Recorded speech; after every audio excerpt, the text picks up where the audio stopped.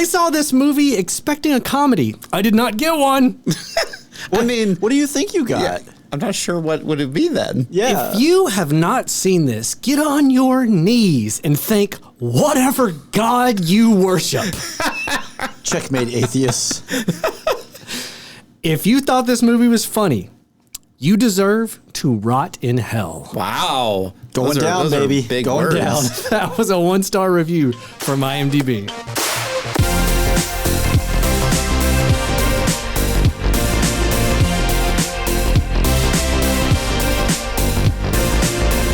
Hello and welcome to Spoilers Intended, a podcast about series and films. I'm Ryan, joined as always by Andrew. Hello. And Steven. Can I say just how aggressive that 1-star got at the end? It was pretty wild. Yeah, we kicked that up from like a 7 or 6 to an 11. Oh, I edited it. It was like 10 or 12 sentences. I just picked like the opening sentence, a middle sentence, and then the ending As you sentence. do, yeah. It's just old men screaming into the void.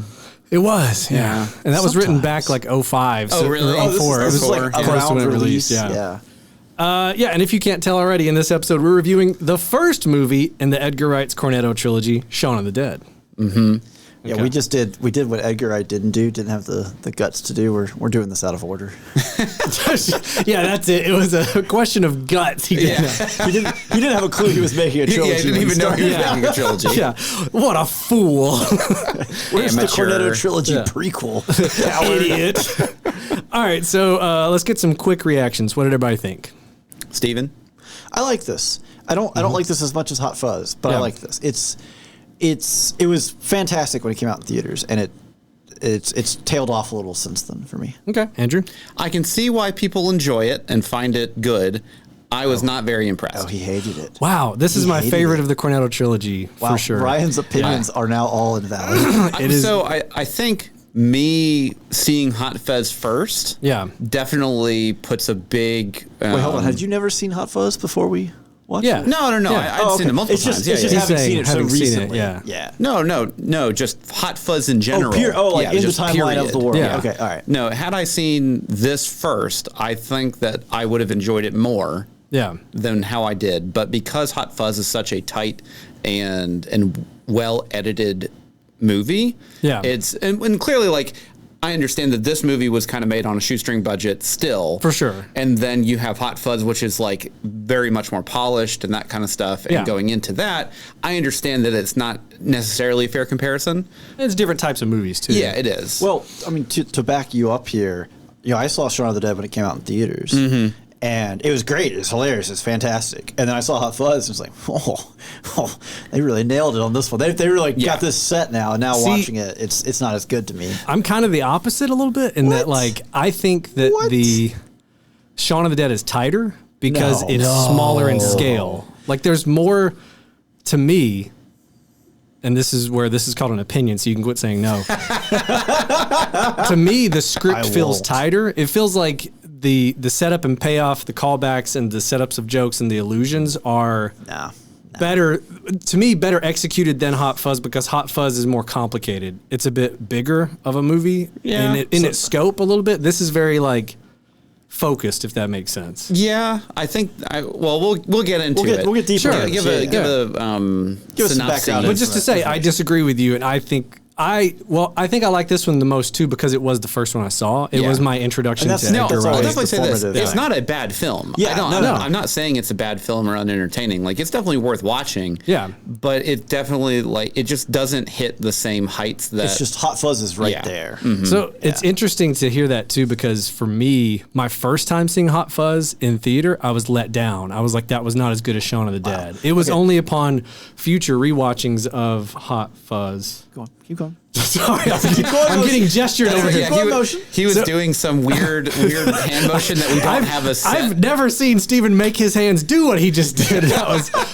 anyways, as I was saying, it was upon rewatching Hot Fuzz later that I actually appreciated it Ryan more. is literally doing the same hand motion. I know, because now I don't know what you're trying to get at. Okay, so go ahead. Well, I was just trying to keep you going on that because Yeah. I think I have a theory on why that is. Yeah. And where Andrew and I land. But hit us with some background info first. Okay. You're going to remember that. It's the first thing I'm going to say once you finish talking about what happened. I'm going to point to you, and you better be like, "Oh, I blanked." This is just Steven just dribbling down court, just full speed. You better dunk it when it comes to you. He's just waiting for you to finish the synopses, and he's. I'm going to pass it. He's going to fall out of bounds and just like break his ankle in the chair. He's going to come over there and elbow him right in the chest. Backboard. Yeah. Everybody at once, please. Yeah. Okay. A plot summary for Shaun of the Dead. The uneventful, aimless lives of a London electronics salesman and his layabout roommate are disrupted by the zombie apocalypse. Yeah, I guess so. Fair enough. Pretty slim on the IMDb description. Disrupted is a very loose term here.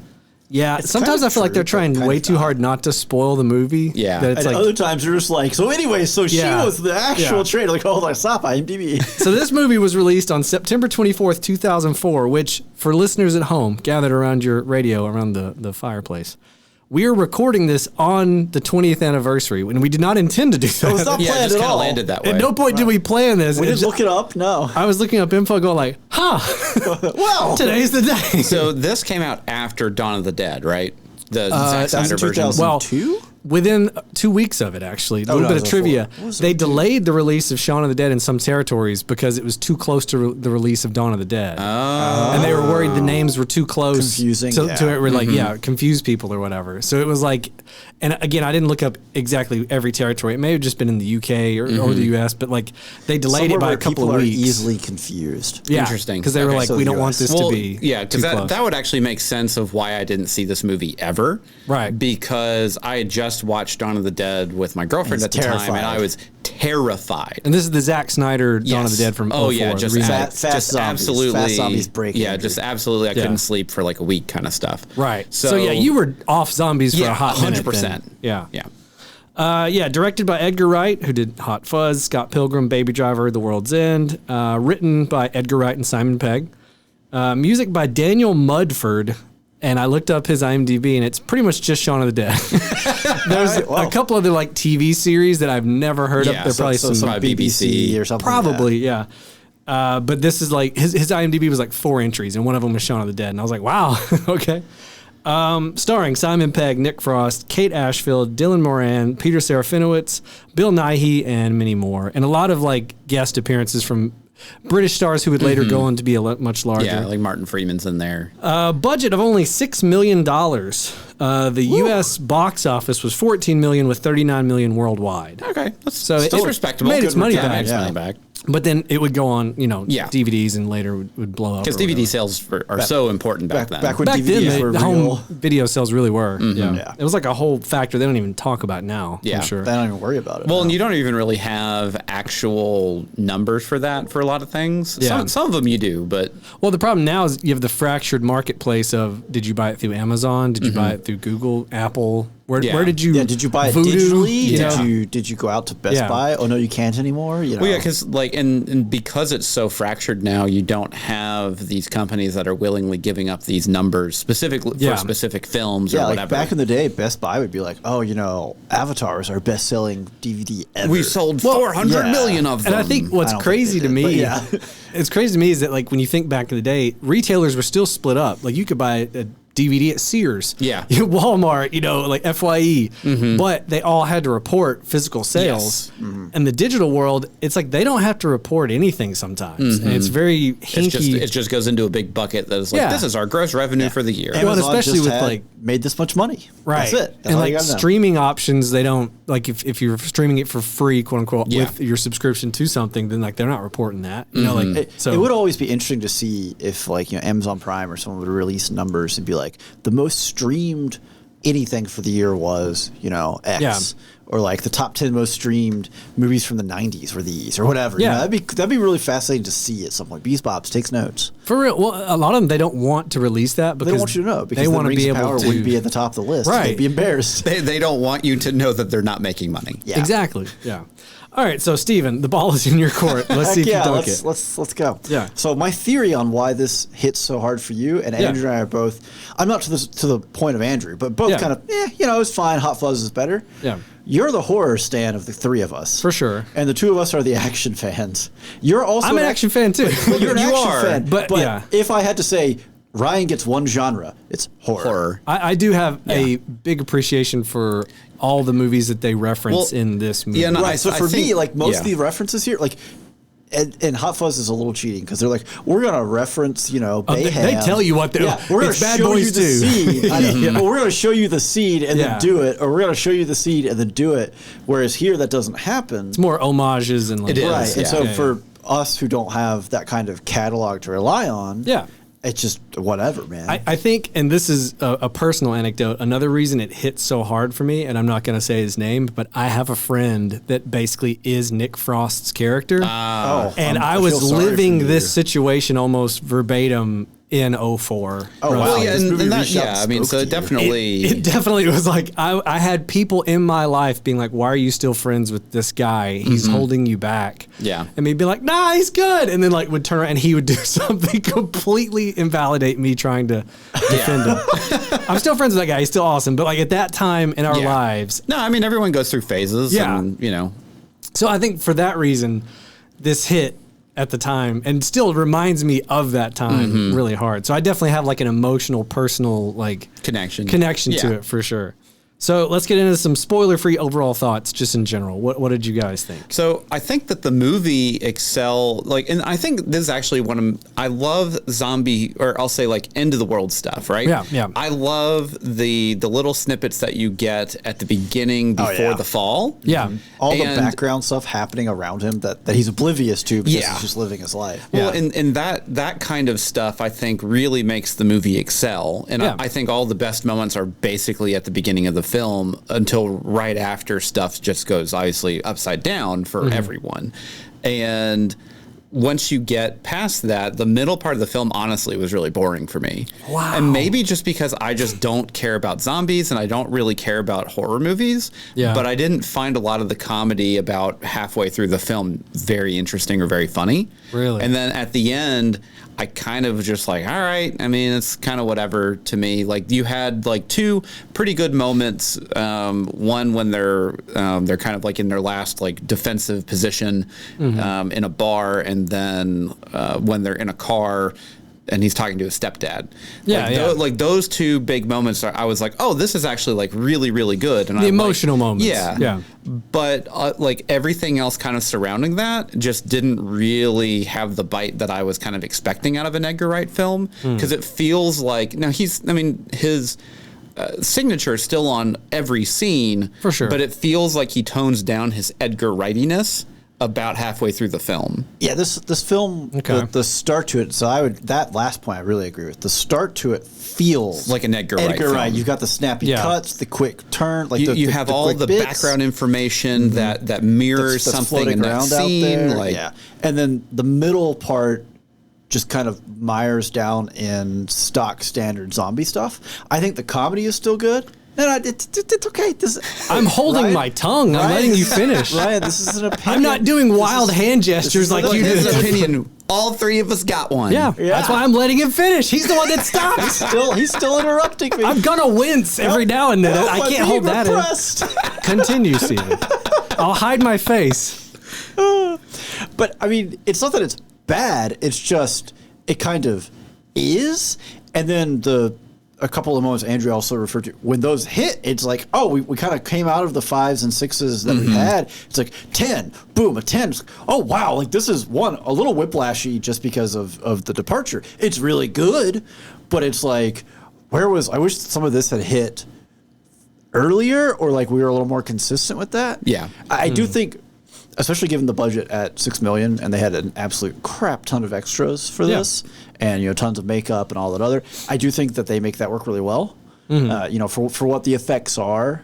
Yeah. They're great. Like all that. There's no complaints anywhere in there. Yeah, I definitely don't feel like the film felt cheap because I know the horror genre generally is always going to be on a lower budget anyways. Sure. And on top of that, I mean, the prosthetics and a lot of like the gore effects and stuff like that were pretty graphic for what the budget that they had. Well, and it looked fine. I feel like for $6 million, they're definitely punching above their weight. Way absolutely, above yeah. that. And I mean, some of it is also kind of played off for laughs. Yeah. Yeah. So like it works either way. Like, oh, that looks really good. This is good. It's a zombie film. Or oh, it's just, that looks kind of goofy. Well, it's also a comedy. So like you could kind of play it both ways. Yeah. But yeah, no, I mean there are tons of movies out there whose entire special or not I don't want to say special effects, but let's say makeup and prosthetics budget was more than this movie's budget as a whole. Oh, for sure. And they don't necessarily hit these heights. Yeah, they don't live up to what that should be. Yeah, they were definitely, Edgar Wright was definitely punching above his weight for what this film is. And I think when it came out, I can definitely understand why people enjoy it and why people love it, like you. And I also understand, like, it's just kind of one of those films where it's like, I knew kind of going into this, it probably wasn't going to be for me, but I went in obviously with an open mind. Yeah. And again, I genuinely loved the entire first third of the film. I thought it was fantastic. And I was like, ooh, this is exactly what I want. And then the second that the fall happens and then it's just in a zombie stuff, I was kind of like, all right, this is kind of what I was expecting the whole film. So the first third, I was like, oh, this is very that's what I wanted out of it, and then it just didn't deliver the whole time. Yeah. Okay. It's kind of like by having homage in it, it makes it too predictable, if that kind of makes sense. So I knew exactly everything that was going to happen when it was going to happen. So it's kind of that's not the point of the movie. No, I know. That's why I'm not really going to knock it on it. Well, I'm more doing this as a comparison to Hot Fuzz, where the homages that take place in Hot Fuzz, they're kind of just, because they're just the action set pieces, they don't dictate the plot, if that makes sense. Right. Okay. Yeah, I can see that. Whereas the zombie tropes, it pushes the plot into kind of like a corner hole of it's a really narrow channel you have to watch because these are just kind of standard. Yeah, it's like, well, obviously we're in a zombie movie. Someone has to hide that they've been bitten. Oh, for sure. It's those kind of moments where it's like, it has to happen just because of the genre it's in. Right. Where in Hot Fuzz, those moments are just addition to the plot, if that makes sense. Yeah, I see what you're saying. Yeah, the plot itself of Hot Fuzz is not necessarily derivative of anything else that's come before. Right, it's its own thing. It's kind of its own. And again, thing, I'm not trying to tear down Shaun of the Dead. No, I enjoyed watching it. Yeah, yeah. So for me, upon this most recent rewatch, which I watched it about a month ago, right before we watched Hot Fuzz, right, and then I've seen it, I don't know how many times, quite a few. Yeah. It solidified it as my favorite again as watching it. And for me, the middle does not drag. The middle is where so many of the things in the opening third pay off, and there's so many things that are callback and oh, they talked about that. There it is. I mean, there are definitely. For me, it's Edgar Wright all the way through. That connect back. I disagree with the idea that it feels like Edgar Wright at the first third and end third. To me, this is through every scene. I see his DNA and his humor, and I laugh a lot at all parts of it. But that's.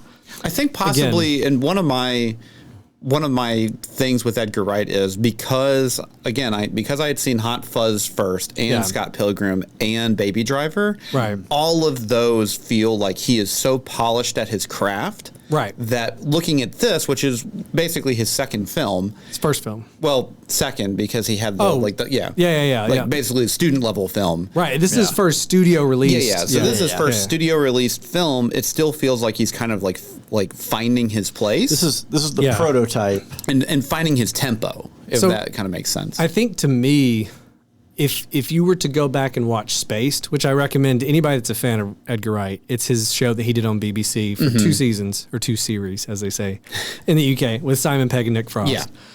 Yeah. This feels like they took an episode of Spaced and they were like, let's make it 2 hours long. Let's stretch it Change out. the characters, obviously. But Spaced had a very rough and tumble, very finding your way kind of roughness to it that I found very endearing, and it makes you appreciate Edgar Wright because you can see the DNA in episodes of Spaced of what would later become Baby Driver and what would later become, you know what I mean? You can see, wow, this guy's got talent. He knows how to frame, shots. He knows how to do visual comedy. He knows the timing, how to use sound effects for comedic effect, and for me, which I saw Spaced after this, so it's not like I had watched Spaced back in the day, but going back and watching Spaced and then coming back to Shaun of the Dead, DNA. I appreciate it a lot more because I loved Spaced, and Spaced is very rough, in terms of, if you're talking about you've seen the polished Edgar Wright, this is more polished than Spaced is the way to kind of yeah, right. Well, I believe it. I mean, as you do as a director. Well, and also that's also like what I would assume would be either a weekly or a monthly broadcast show, which is a whole different can of worms when you're coming into production and ediing and directing and budget and just the whole timeline. There's so many cameos of people from Spaced in this movie that it's incredible. If you've seen Spaced and you watch this, you're like, oh my gosh, there's that guy. Yeah. And there's one character in particular who he's like a bike messenger in Spaced, and he's like an EDM freak. He just looks, he's a zombie in this, in the same outfit and everything. Oh, nice. The actor just showed up and is like dressed. They're probably filming on the same day and just. I think this is a couple years after Spaced, but like, he has the same outfit and he's just a zombie. He just like, had it in his closet for like years. And it's just like, if you've seen Spaced and you see that, you're like, so for me, I really like it. I think to me, when I was talking about how tightly written it is, it's like there's so many pieces of dialogue that like nothing is wasted.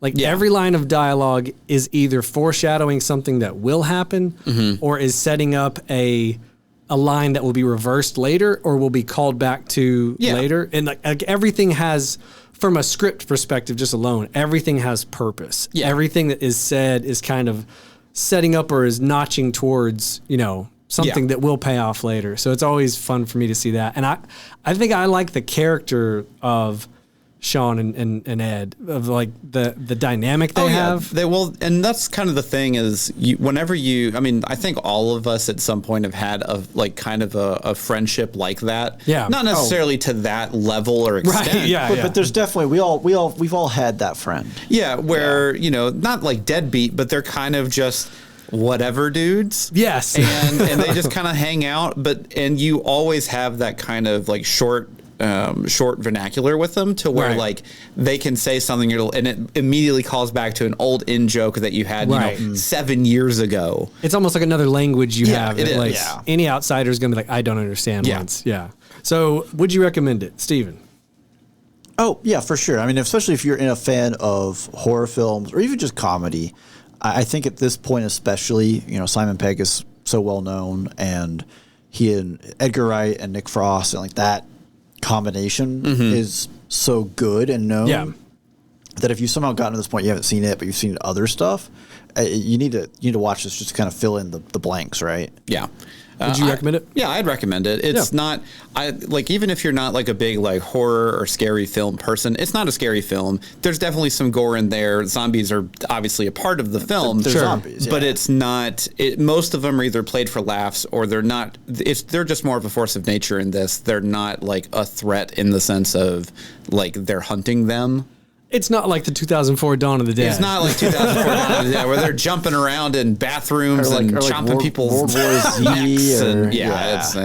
Yeah, when asked about like why don't your zombies run, Edgar Wright was like, "The death is not an energy drink." Was his response. That's a good one. Great. Yeah.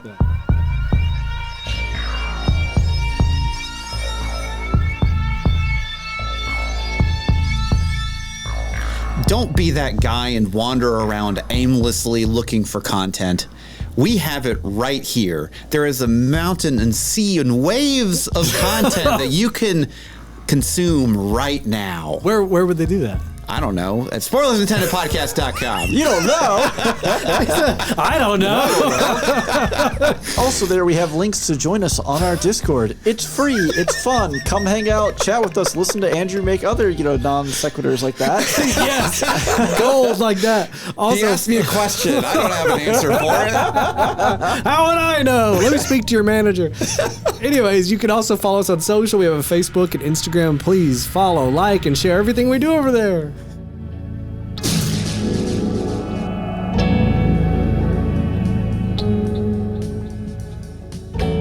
All right, and we have jumped over unsuccessfily the spoiler wall, and we have landed. The wall collapsed under For a second, I thought that was a dig at me, but I was like, oh no, he just falls over a fence. No, he falls over the fence. Yeah. I was like, wow. It very well could have worked that way. I should have leaned into that. Like Andrew, he fell over a fence. No. Okay, so we are past the good old spoiler wall there. Let's get into a little bit of trivia here.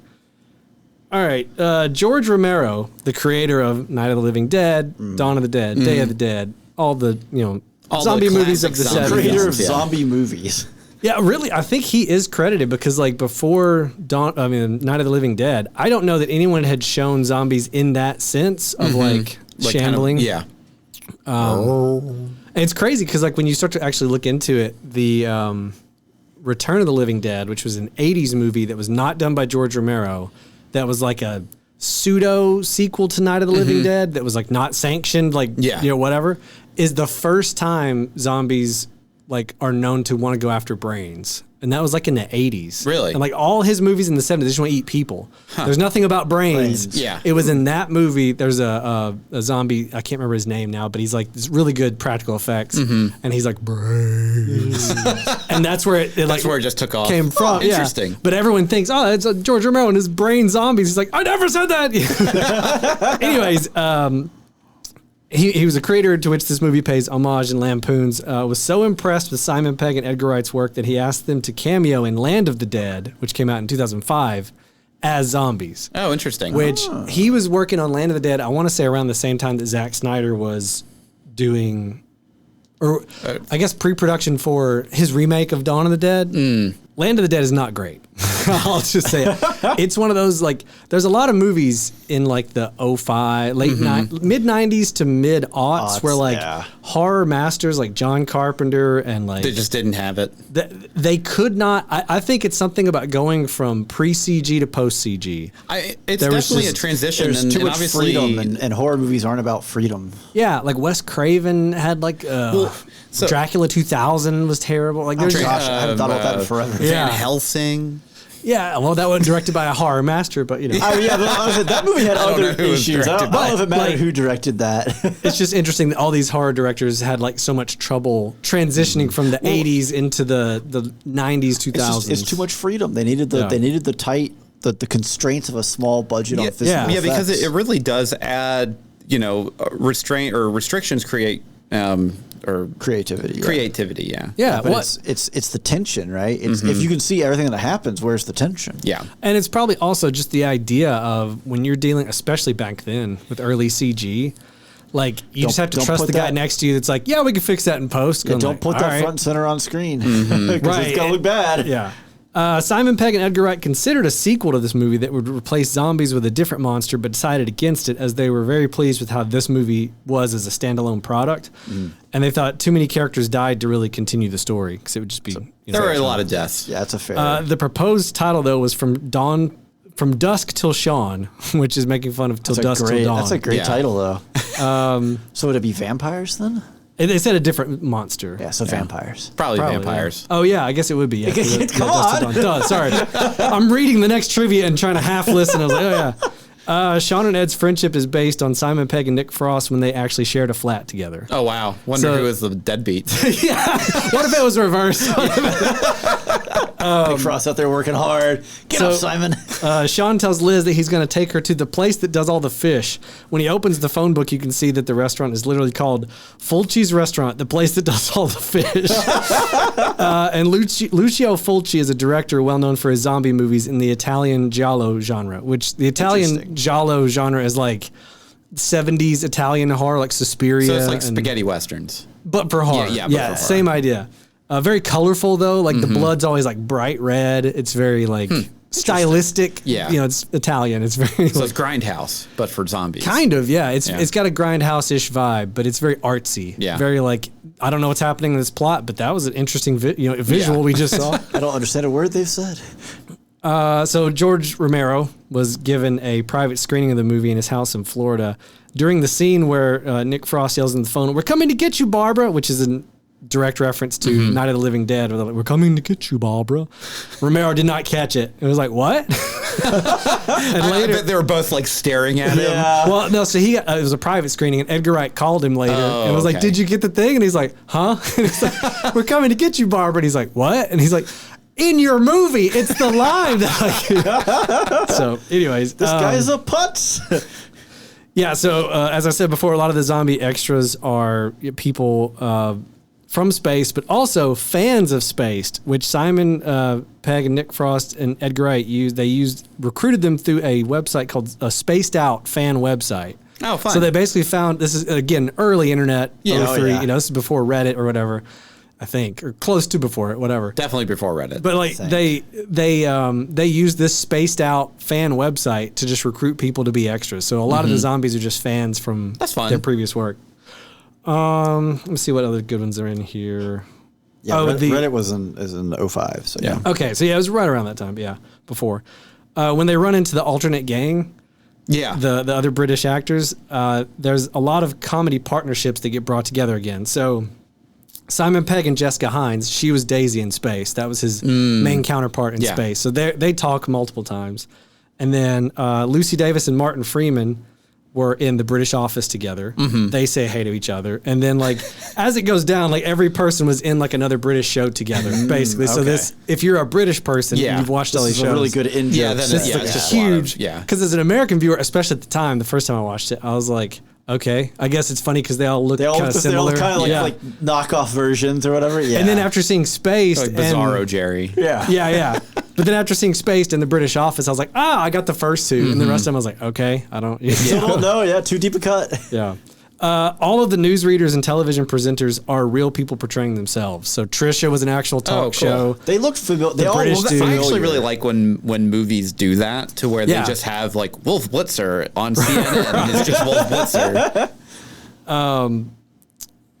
So John and Bernie that run the Winchester, right? The people, they are real names of the landlord and landlady who used to run Simon Pegg's local pub called the Shepherds in Highgate. So John used to make toasted sandwiches for all the regulars, hence the reference to the Breville Outback, which is what they used to actually eat those sandwiches when they lived there.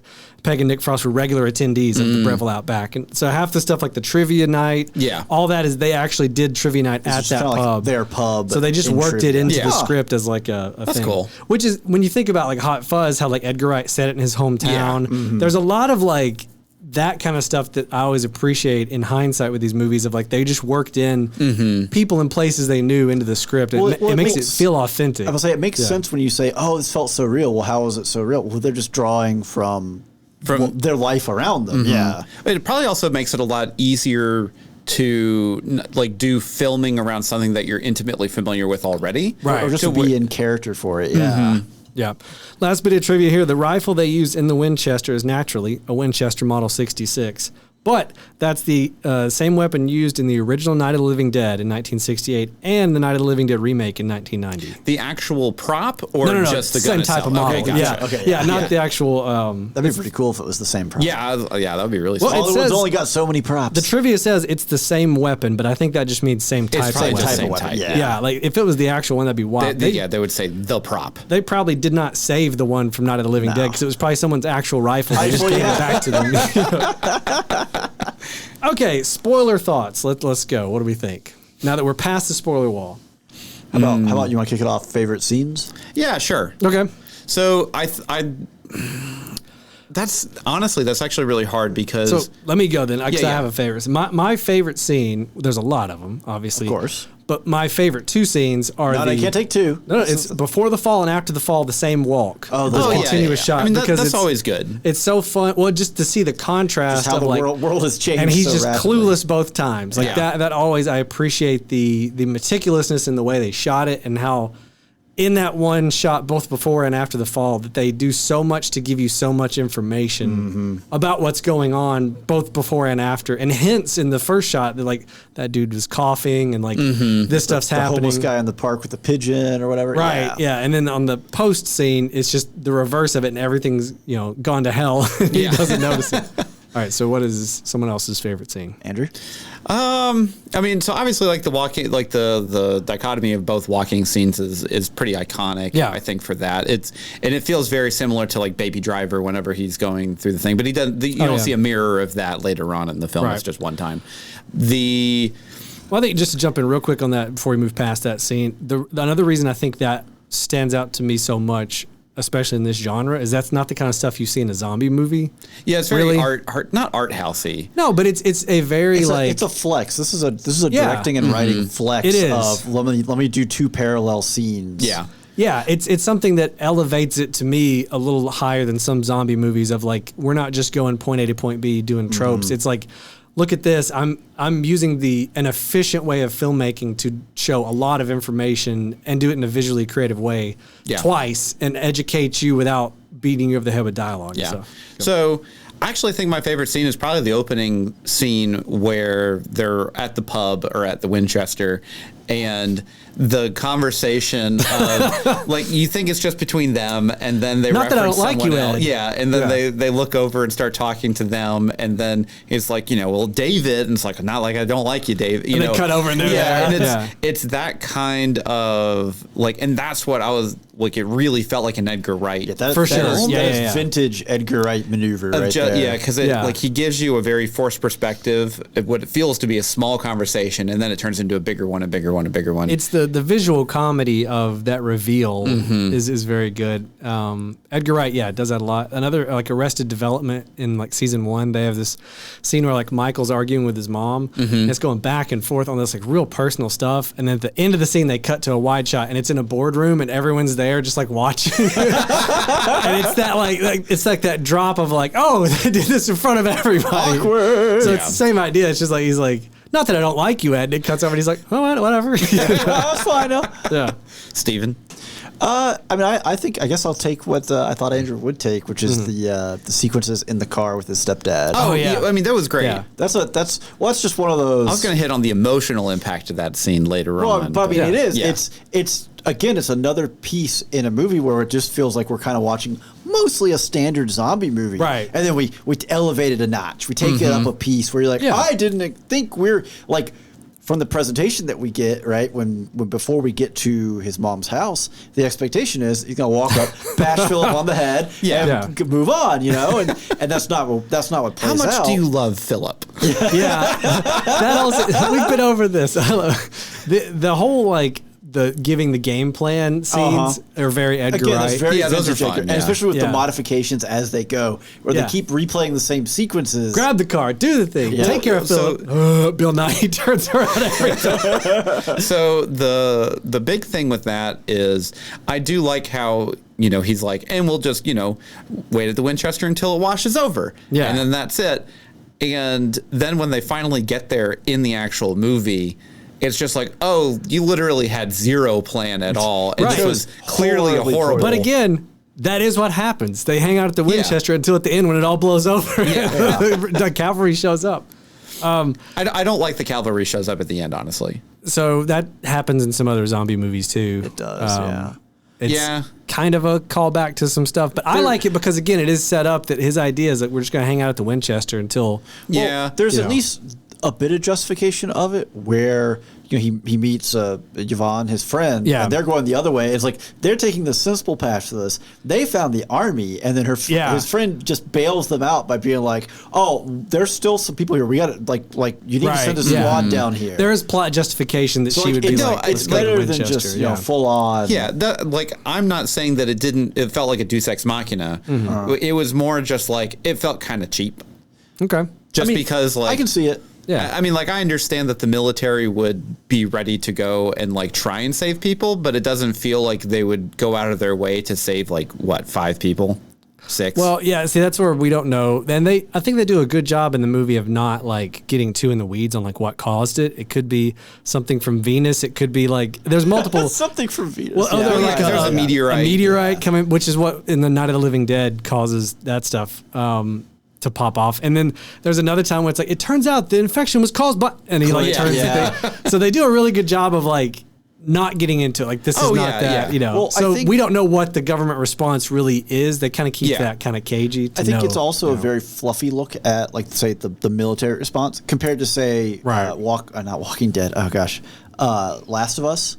Oh yeah. Yes. As it plays out there, where like when the chips lay down, the military protects themselves, right? Kind of thing. Yeah. Yeah. And the way it's presented, they probably should have died in all that crossfire. But Yeah. it's whatever. It's the hero moment of being rescued from all Right. your poor decisions. Yeah. So I have friends that didn't really like Shaun of the Dead. They didn't like Hot Fuzz. They don't appreciate Edgar Wright's movies. like just the directorial style. Why are they your friends? So I think, well, yeah, it's just like Ed. I got to defend him. No, He's really a good guy, I promise. I think what it is, and this is me just kind of like diagnosing it, just knowing what movies they do love, is that Shaun of the Dead is not a spoof just like Hot Fuzz is not a spoof. That's true. Yeah, right? it's not a parody. Like it is not a parody like Hot Shots or Airplane. It's playing within the same space. It's just playing a little different. It's playing comedically, right, but seriously. It still plays by the same rules. There's still threat, right? Like people still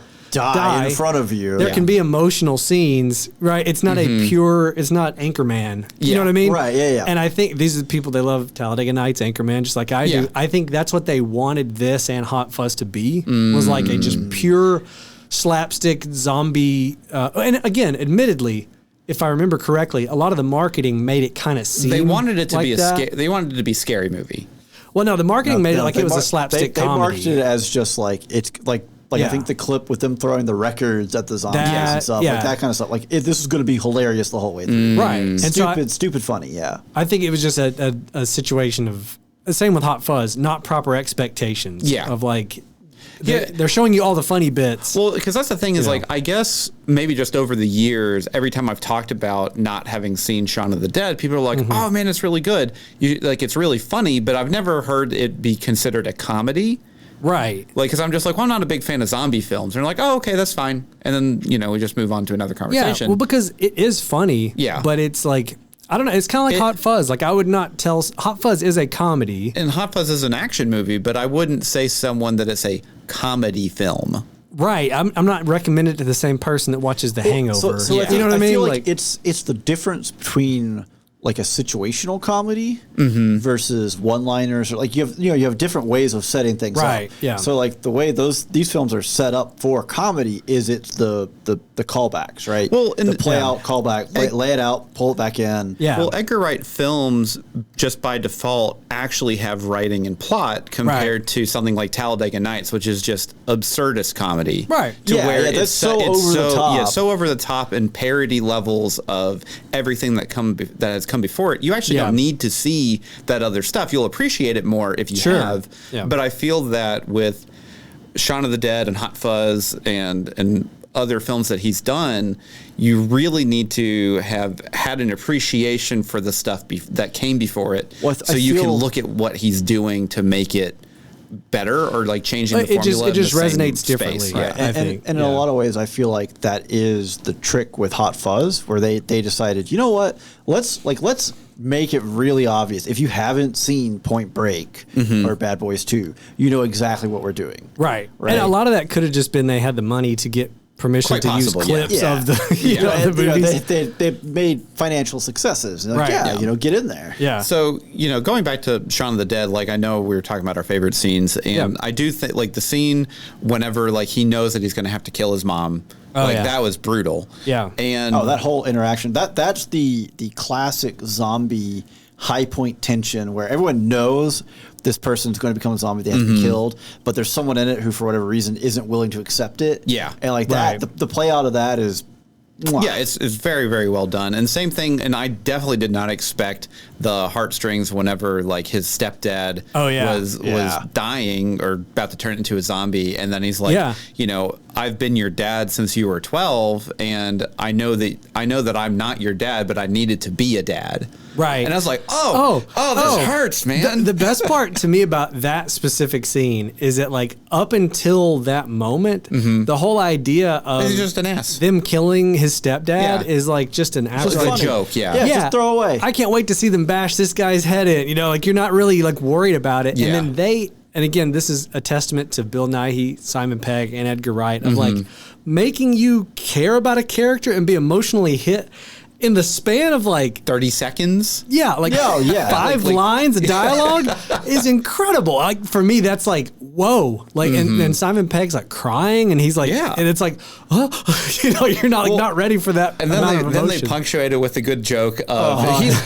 he's not there anymore. The man you loved is gone, and then he turns off the music the whole time because he's reaching. And then again, such a classic Edgar Wright visual gag of like he's reaching. He's like, there's nothing of the man you loved in there. He cuts the thing up. All right, well, let's go. I think maybe a little bit to that extent. So that's a great sequence and scene, and everything about that is really well done. Yeah. It almost, in some ways, it hurts the movie a little bit because when that hits, it kind of highlights that outside of the core Shaun and Liz, you don't really develop anything about the other characters. Yeah, they're kind of really. more just like David dying is just kind of whatever. Well, that one's you're almost like rooting for him to die.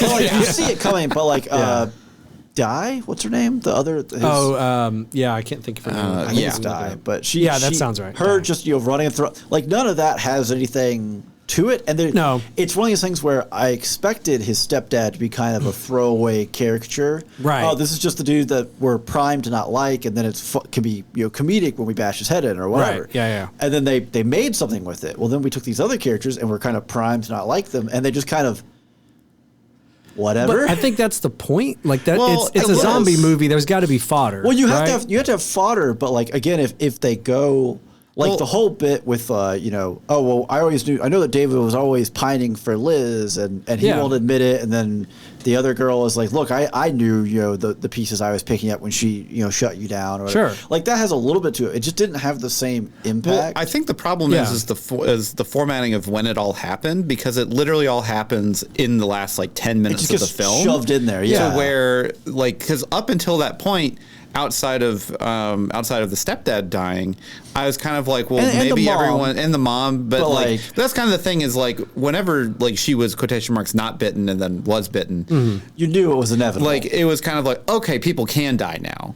Because Right. like up until that point, the main cast was effectively just safe. Right, outside of stepdad. So- it was just goofy. It was just kind of goofy what they were doing as they moved around. Yeah, and other like zombie films that I have seen, it always feels like you need that example pretty early on. Earlier, of yeah. like, oh, this is an actual threat. You need There's actual stakes one, for the characters. The one, overconfident, cocky Marine who's like, yeah, this is what I trained just for. gets And he opens completely- the door and yeah. just gets mobbed down immediately. Yeah. And I think that's one of the only formatting issues that I have with the film was all the big stuff happens basically right at the end of the film as far as like plot wise, deaths, whatever, to where it just felt like maybe they could have inserted something a little bit earlier on to set the stakes a little bit more than what we had. You needed something to happen because like you kind of get it with their other roommate, Pete. Yeah. A little bit. But like again, we've already been primed to not really like the guy. to not like him. So like you need a likable character to get punished early on, so then you're like,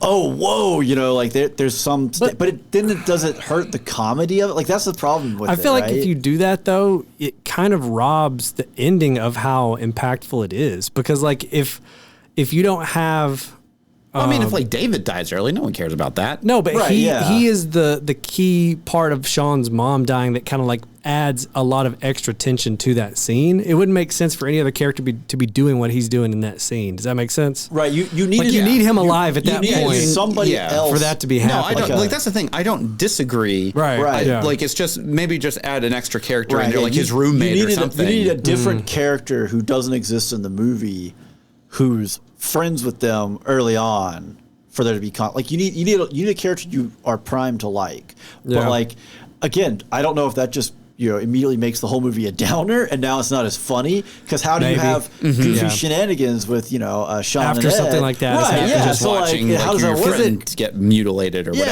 Yeah. Right. Yeah. Maybe that's up until that point. The reason we haven't seen them freak out is because no one really close to them has died yet. And then when It's his just everything's stepdad- kind of Yeah, a 'cause lark up until that point. yeah. Yeah. Because maybe it would turn like everything into a little bit of a And then too much of a they're downer like to cracking turn jokes. back. You're like, what's wrong with you? Yeah. Right. Yeah, so maybe that's part of why they didn't, in the scripting of put that in there.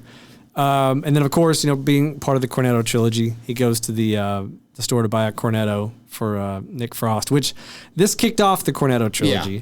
And again, the scene with the Cornetto was added very late. I don't know if it was improv necessarily, but it was definitely like not in the original scripts. And it was Edgar Wright one time said that like he was super hungover after a night, and he's like, I just wanted a Cornetto so bad. So he's like, I got one to help me with my hangover. So he's like, when they were writing that scene of like, Ed afterwards, they're both hungover, and he's like, I'm going to the store. What do you need? He's like, Cornetto, Yeah. and he's like, then it became like, this is the Cornetto Yeah. trilogy. They put it in, Hot Fuzz, and they put it in World's End. So it's an interesting It's interesting that he called it the Cornetto trilogy because it's such a throwaway thing that's not even focused on or even like. Well, but I think that helps it because it's not like these happen really in the same world. Right. Like these are different. It's not a continuation of the same character. It doesn't. You don't expect it to be the Skywalker saga. You don't, it doesn't. It doesn't. Flow. It doesn't have that. Yeah, it's not cohesive. The only thing pinning these universes together is this tiny little linchpin that everything rotates around, and it's the brand of ice cream. Right. You know. So what did you guys think of Simon Pegg's portrayal as Shaun? I thought it was good. I think he plays Angel in Hot Fuzz a lot better. Really? See, Yeah. that's another place I disagree. And I think he's perfect as Nicholas Angel. he is. He's really good as Angel, but I think he is Shaun. Like to me, I think too because Shaun is very close to his character from Spaced. Mm-hmm. It's very like, and that's kind of Simon Pegg to me is very good at that type of role. Whereas with Angel, he's so different than what I've seen him do. Again, this is the first time I saw Hot Fuzz. I didn't like it. I was like, ugh, okay. I think honestly that's probably part of the reason why I like Hot Fuzz better is just because that was my first introduction to Simon Pegg. Really? Okay. Yeah, because I never. I mean, I guess outside of I saw Hot Fuzz before I saw Star Trek 2009. But even then, he's not a main character in that. Yeah, he's playing Scotty. That's less dependent on anything. He's playing an iconic. Yeah, because it's just TV a character. Sure. Yeah. So it's one of those things where, like, me seeing Hot Fuzz first, I really think just set the tone for Edgar Wright films and Simon Pegg as a character. Yeah. So then whenever I see him as something else, I'm kind of like, I mean, it's fine. Like, he's a good actor. Yeah, he's really good. Well, I think really that it displays his range as an actor, right? Because like these are very different characters. They still look like Simon Pegg, but they're very different. I will say he does a great job at the emotional moments in this film. Oh yeah. So what did you guys think about the dynamic of Simon Pegg and Nick Frost in this versus Simon Pegg and Nick Frost in Hot Fuzz? So I definitely think they had a lot better chemistry in this one, or in Shaun. Well, they're meant to be long established friends. Yeah. With like you get the feeling of the inside jokes and the references. Right. Whereas But it feels like but it actually feels like they are that kind of like pairing. This is probably closer to who they actually are compared to Hot Fuzz, where they're both playing characters for sure. Yes. right. Yeah. Yeah. Yeah, well, because Nick Frost does a great job at being kind of the annoying heel in Hot Fuzz. Yeah. But this one, I think, definitely fits his general personality a lot better. Right. Yeah. It definitely and he has so many scenes where again you talk like the Edgar Wright comedy of like something happens off camera or they cut like when there's the girl in the backyard and you're just like she impales herself and it's like Rick, Rick, he's like rolling the camera and the noise that killed me. That's a good little. It was funny though watching it from a 2024 perspective of like. There are so many people for whom that joke, they don't know what he's doing. Oh, for They've sure. never seen one of these cameras. What's that camera? I never thought about that. How old am I? No. No, and then the scene like late when they're trying to get into the bar and then the phone. the phone rings. Oi, he's just taking this phone call and you're like, what? For me, it's in the cellar when he's just laying there against the wall and, and Shaun and Liz are talking and it's like, well, there's only 2 bullets. It's like, it's all right. I don't mind being eaten. And then they start getting really, really sappy. He's like, I think I'll take the bullet. Yeah, he's like, I'd rather be shot now. Yeah, that's really good. Like a lot of that stuff. So yeah, I think Nick Frost does really good. Yeah, he kills it. The camera is just. Yeah, Shaun was just stop that. Okay, so would you rewatch it, Steven? Yeah, I mean, this is I think the 3rd time I've seen it now. Okay, it had been a while. But yeah, I mean, I could see myself. The problem again for me is ultimately going to be when I sit down and I'm like, yeah, I need it. It's just Hot Fuzz. Yeah. So I can see that, Andrew. If I was with people and they wanted to watch it, I wouldn't object. Gotcha. But I'm definitely not going to go out of my way to watch it again. Yeah. Obviously, I would rewatch it. I've seen it dozens of times. Yeah. I watched it in theater. I don't think I saw it but once. And then I rented it. And then I bought it on DVD. Then I bought it on Blu-ray. And they now have a Steelbook Collector's 4K coming out. And so I remember... Pre-orders went up today. I'll probably get that.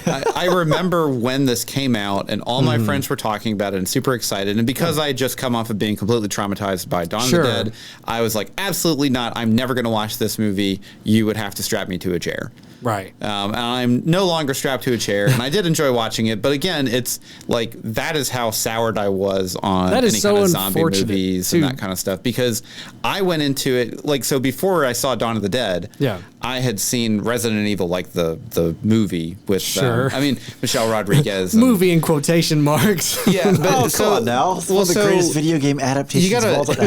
you gotta realize, like, in my mind, zombies walk very slowly. Sure. So, like, going into Dawn of the Dead and they're jumping and running and all that other kind of stuff, it Yeah. just completely, like, because going into that, I was like, only monsters run and jump. That's fine. Those aren't real. Yeah. But then, like, because the zombies are doing that, like, my teenage brain just completely shut down. Yeah. Oh, it was really, Could not really handle bad. it. Well, and it sucks too because it's like, man, of all the movies to scar you away from watching Shaun of the Dead, Zack Snyder's Dawn of the Dead. That's, you know, like, man, okay. Yeah. You're gonna let Zack Snyder Not have even that a much control great over your zombie life? movie, you know, like that movie, like, I remember there was a baby zombie in there. yeah, Then, that's a Zack Snyder Such a- movie. yeah. Yeah. Okay.